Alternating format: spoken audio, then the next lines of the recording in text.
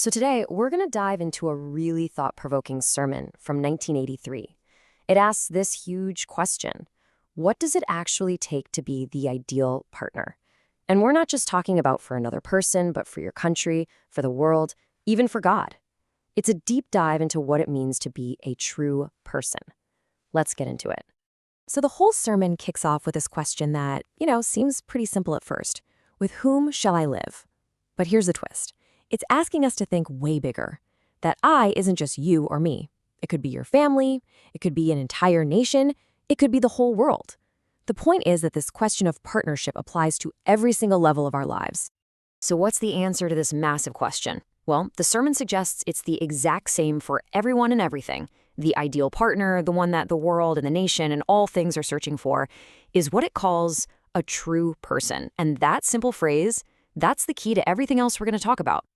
Which, of course, leads to the big question, right? What exactly is a true person?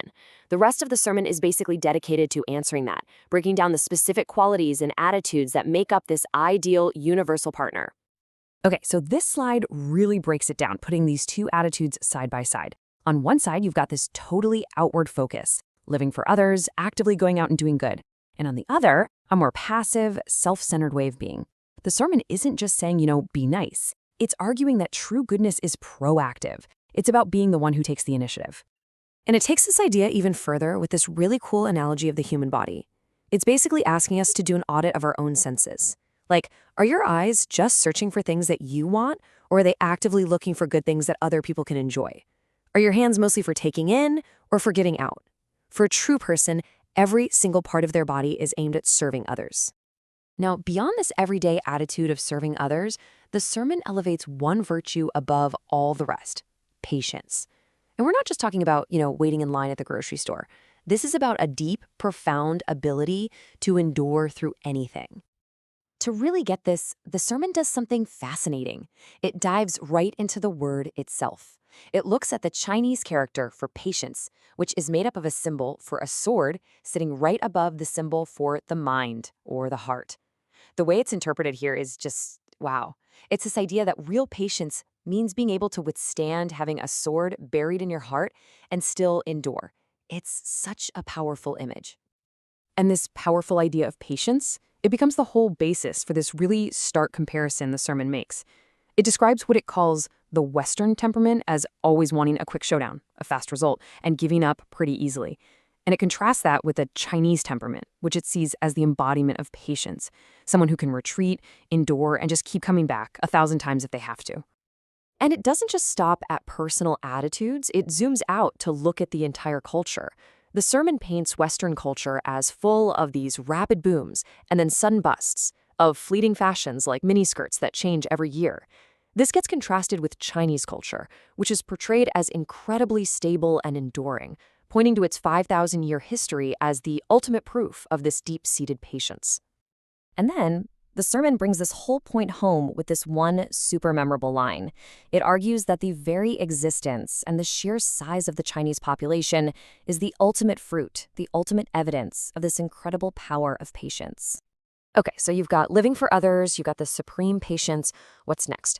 Well, the sermon says there's one final, ultimate test. This is like the final boss level of becoming a true person. And it's all about forgiveness. And man, the bar for this is set incredibly high. A perfected true person is defined as someone who can actually love and forgive their absolute worst enemy. And it gets very specific about who that enemy is. It's not someone who steals your stuff. It's the robber of love, the person who takes away your love or your lover, the deepest betrayal imaginable. And this is where it all becomes theological. The sermon makes this incredible parallel, arguing that this exact same definition of perfection applies to a true God. It frames God's ultimate enemy, Satan, as the one who stole God's love. So God's own perfection is shown through his ability to patiently endure and forgive even this ultimate enemy. And then, to bring this really big idea back down to earth, the sermon connects it directly to the teachings of Jesus. It presents that command to love your enemy as more than just a nice idea. It's the ultimate goal. It's the final step you have to take on this path to becoming a perfected, true person. So you have service, you have patience, you have this radical forgiveness. How does it all come together? Well, it all points to a clear mission, a way of life that the sermon illustrates with one last, really vivid analogy.